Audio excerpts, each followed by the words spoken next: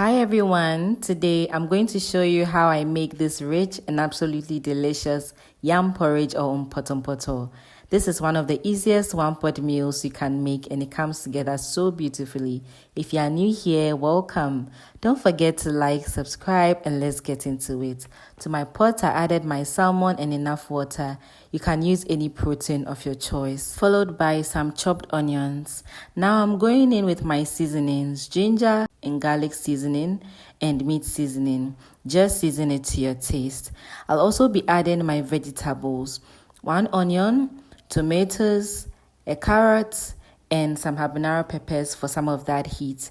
You can add any vegetables of choice. It makes the porridge more flavorful, nutritious, and colorful. I added salt to taste. I'll give this a good mix. Cover this and allow it to cook until everything is nice and tender. Alright, let's check on this. Our vegetables are soft and well cooked. At this point, I'm going to take it off the heat and blend everything until smooth. If you've not liked this video, this is your time to like, share, and subscribe if you haven't already. Thank you so much. Once blended, I'll pour it back into the pot, rinse out the blender with some water, add it back in there. Then I'll add some tomato paste, some mixed natural spices, and powdered pepper. I'll also be adding chopped onions. Adjust the seasoning to your taste as well. Then I'll give this another mix and I'll cover this until it's about halfway done under medium heat. After a while of cooking, we are back to check on our soup. I'll take out the fish and carefully debone it and set it aside. Then I'll allow the sauce to cook a little longer until it's richer and more concentrated. Next, I'm adding my diced yam. You can also use cocoyam, potatoes, or even plantain. This recipe works beautifully with all of them. Let this cook until the yam is soft. Also, you should be checking up on it periodically and stirring it so that it doesn't stick to the bottom of your pan. Once you get the desired texture, you can mash it slightly if you prefer a thicker, creamier texture. I also mashed mine as well.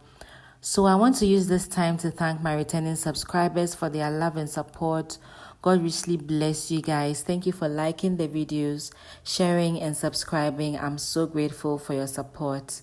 Once I get the yam to my desired texture, I'm adding the deboned fish and I'll set this aside. In another pan, I'm heating some palm oil and sauteing onions until they become soft and fragrant. Usually you cannot see when the onions are becoming brown in the palm oil, but when you notice that it's beginning to shrink like I'll be showing you, then you know that you fried it until it's translucent. After everything is done, you can go ahead and pour this back into the yam porridge.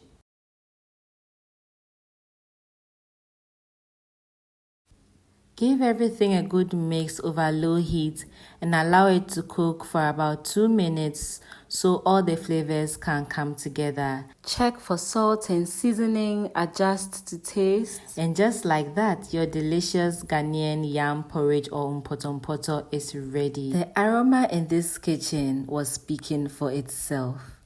I'm serving mine with eggs and some fresh spring onions and it tastes absolutely amazing.